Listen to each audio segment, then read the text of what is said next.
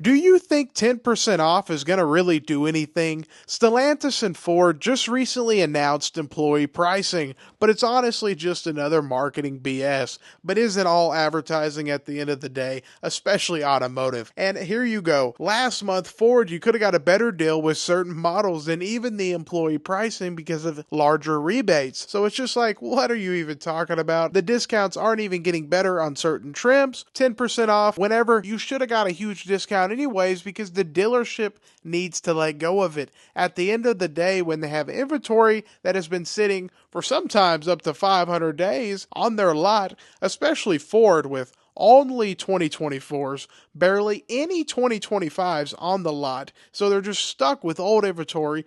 Ford has lots full near their factories with thousands of brand new vehicles sitting, literally waiting to go to the dealership lots, and it's going to take time to get them over there. So this whole marketing BS ain't going to go anywhere. Stellantis has a whole problem because they have vehicles that people simply don't want at all, and they're completely overpriced. The other day, I saw a 1500 Ram pickup truck for $92,000 with their new Hurricane engine. Are you kidding me? $92,000 for this Ram pickup truck. Most people could never understand that. We're talking about a 1500, not even a 3500 dually diesel. No, we're talking about a gas 1500 pickup truck for $92,000. So it doesn't even make sense. It's way overpriced. None of it's worth it. And what is 10% going to do? Here and there, and I already know how dealerships are. They try to get out of a discount. And guess what? Dealership discount and the manufacturer discount. You really kind of need to keep them separate, especially if you know your rebates.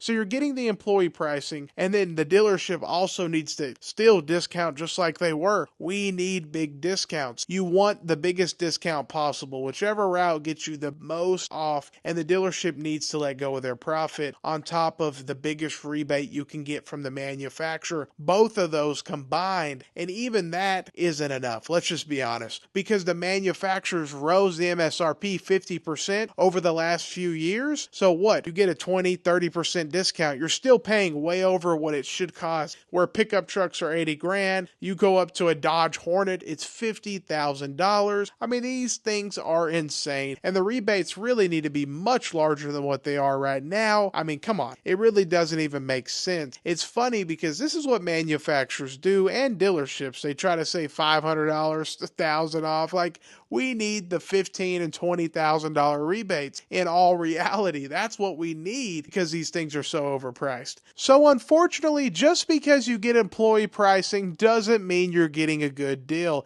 It's just another marketing BS. Because keep in mind, these vehicles are already so overpriced.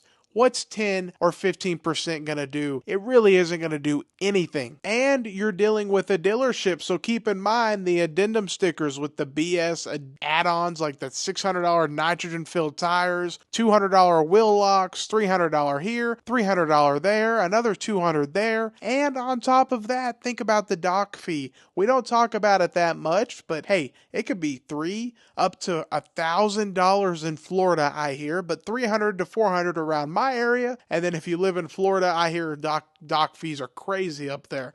But still, just crazy having to deal with them. You're going back to the finance box where most people unfortunately buy every single warranty under the book and spend thousands of dollars, and who knows how much else BS they buy in there. So they're not, I mean, most people walk out of the dealership, they get completely screwed all the way around 15 ways from Sunday. And it's funny because that same person will think they got a good deal because they got employee pricing and they got $10,000 off on their $102,000 F-150, and they walked out of the finance box with $11,500 worth of warranties and products that they're never going to use. And that's the situation. To be honest, even if you get a good deal up front, you got to worry about that finance box, especially if you're buying the product. You will get screwed over almost every single time because every dealership is trying to make as much money as possible on top of the manufacturer. You're dealing with two different people trying to make all the money they can,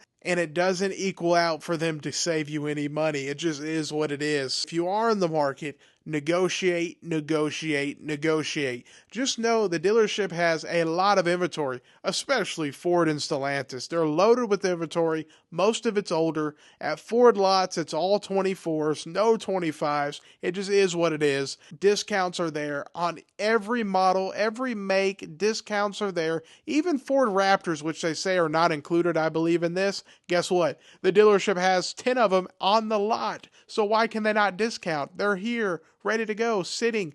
Give me below invoice. Let's go.